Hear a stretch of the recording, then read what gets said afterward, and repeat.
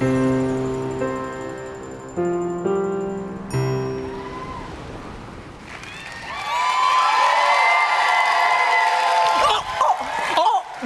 I didn't see you there, Trashy. Zenestra? Didn't I just see you at the Watsonville Community Center just this last week? What are you doing here? I'm here to give a TEDx Santa Cruz talk. What about you?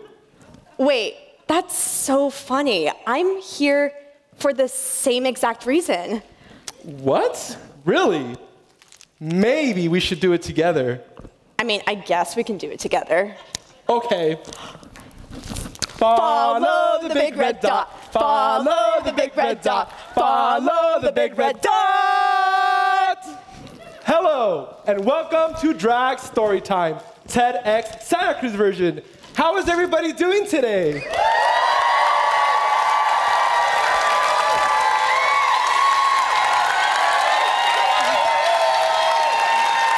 Okay, great. Raise your hand if you know what drag is. Raise your hand if you've been to a drag story time.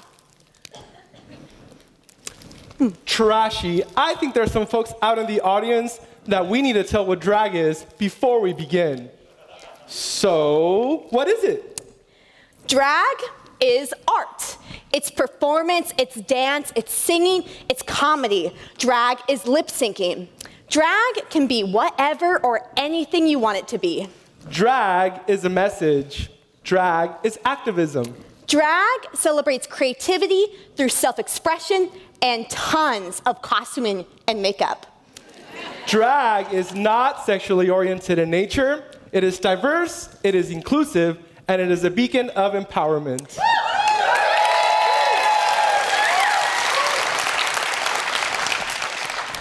Now that we're clear on what drag is, are you ready for our first story time?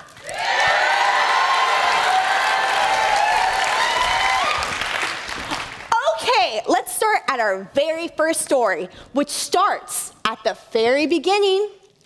Don't worry, it's a very short story. In a galaxy not so far away, people from all over the world for hundreds, if not thousands of years started dressing up in fun and extravagant clothing. They learned to embody their own fabulous identity. Today, people still dress up in amazing outfits, and they sing and dance. And they read stories To make others feel joy and celebrate in their own creation. And that is the history of drag. Trashy, I love that story. But can we talk about me now? Once upon a time, there was a garden gremlin named Cat. Cat constantly played in the dirt, wearing their patchy overalls and their yellow bright boots. Cat knew they were a special little dandelion from the very beginning. When they were a teenager, they knew that they weren't a he or a she, but in fact, what we now understand as they. Cat also knew that being their true self at school and at home was not going to be safe. For instance, going to the bathroom at school was scary and confusing because the adults had all these weird rules and the kids bullied them all the time. All Cat wanted to do was pee, so they hid. As a teenager, Cat began to share more about their true selves with their family, but they didn't understand or accept it. Cat's parents insisted that a real family consisted strictly of a mom, a dad, and kids. Eventually, Cat learned that family is really about feeling loved and safe by the people around you. At first, Cat thought that drag was only for cisgendered gay men, but then they learned that drag is much more than that.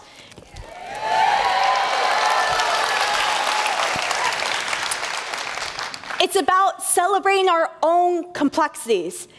And It was through the drag community that I found my chosen family, who celebrate all of me and Trashy. Our next story begins with a young goth named Jorge. He had black eyeliner and black nail polish, a long black trench coat, and very, very big black boots. Squish, squish, stomp. Jorge had very few friends, and he wasn't sure where he belonged. He depended on black clothing to feel safe, but it made him feel very lonely. Next, there was a secret avatar in the world of a Warcraft online video game. She was a curvilicious female troll with a flowing mohawk and large mouth tusk. Then there was a moment. Jorge had a friend who needed help with a college fashion show. He transformed into La Chica Husky for the day. He thought he was helping out a friend, but little did he know she was helping him. Eventually, Jorge realized it was time for the world to meet Zenestra.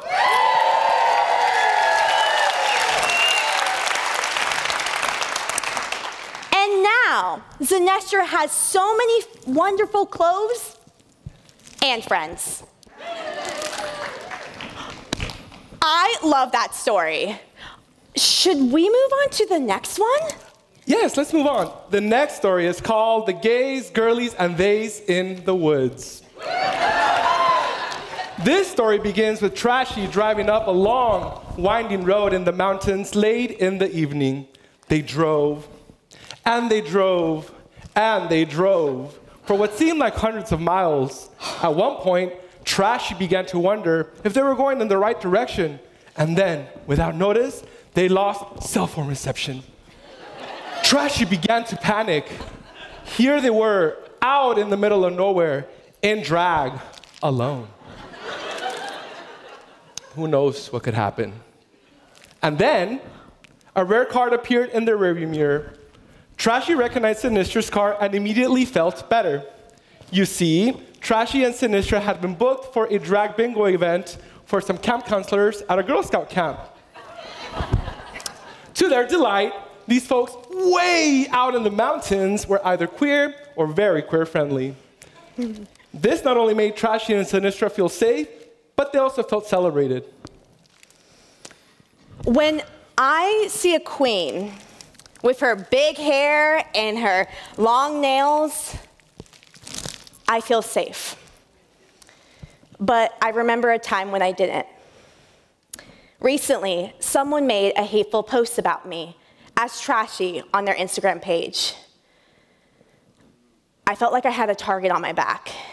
I didn't want to leave my house or do drag anymore. But my community showed up and showered me with nothing but love and support. They did things with me, such as help me get out of my house, get groceries for me. The peer reach out. They said to me with love, "We got you." If you're watching this, DJ Nola Cruz, thank you for your love and kindness.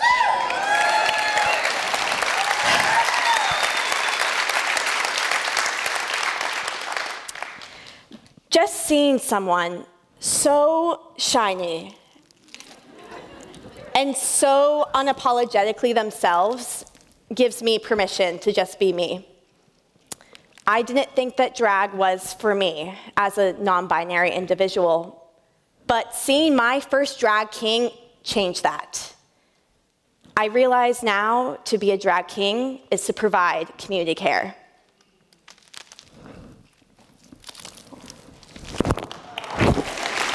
Thank you for sharing, Trashy.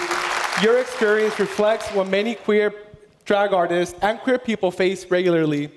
Recently, a local paper published an ignorant and hateful anonymous letter to the editor about the dangers of drag story time. This letter led to our next event being protested, which made our attendees, including children, feel unsafe. Fortunately, our friends at the Rainbow Defense Coalition showed up.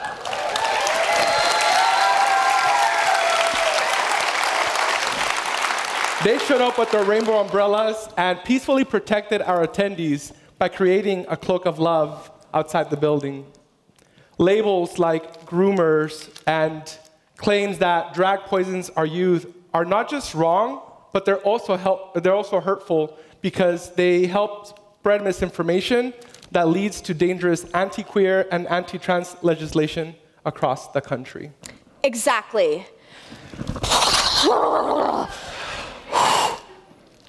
What do you say we move on to our very next story? Okay, let's move on. This next story is called The Flood. I know it sounds biblical, but actually it's a local story. The town of Pajaro, a community of hardworking, mostly Latina families, was completely flooded after a levee broke following a major rainstorm. The same levee that broke 20 years before and had never been properly fixed. City officials shuffled responsibilities while families struggled without a home and basic needs. Shelters were chaotic and families were turned away. Neighboring folks watched helplessly until local drag queen La Angel Baby had a brilliant idea.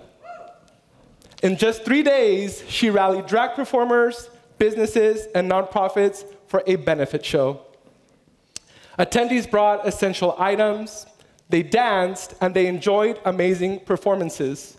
Together, they raised over $15,000 that went directly to the impacted families, proving that drag's not just fun, but it's a community builder in time of need.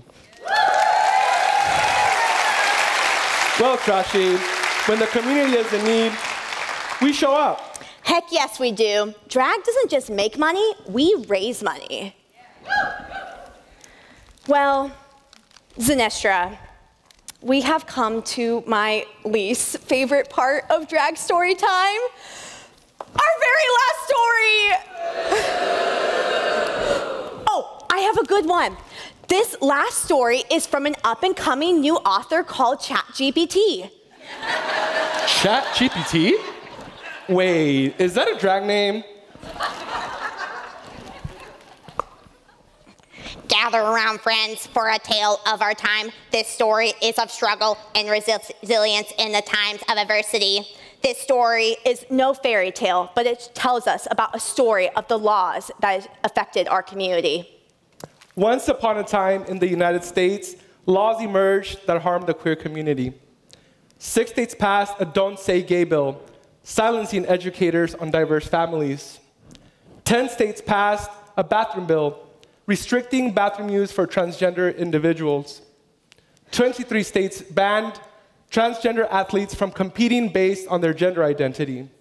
Additionally, 22 states prohibited gender-affirming care despite its mental health benefits. A well-known advocacy group is currently tracking... Zenestra! I don't like this story. It's making me very sad and very angry. Instead, let's tell... and live our story. In our real story, people start having brave but difficult conversations with their families and friends. People empathize with our struggle and are willing to feel uncomfortable with us during challenging times when our rights are being threatened. They show up to protest and don't shy away from helping us push back. They ask schools and businesses to create all-gendered bathrooms. People vote for legislation that supports the queer community. They also get to know and support queer-owned businesses. They learn that wearing a rainbow pin is just the beginning of being a true ally. So what can you do? Go to a drag story time. Start a drag story time. Share your pronouns. Add your pronouns to your email signatures. Be who you are and love with an open heart. Go to drag shows and tip your performers.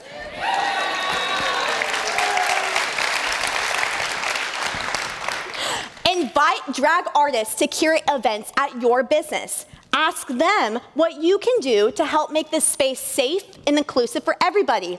Invite drag artists to curate those events at your business.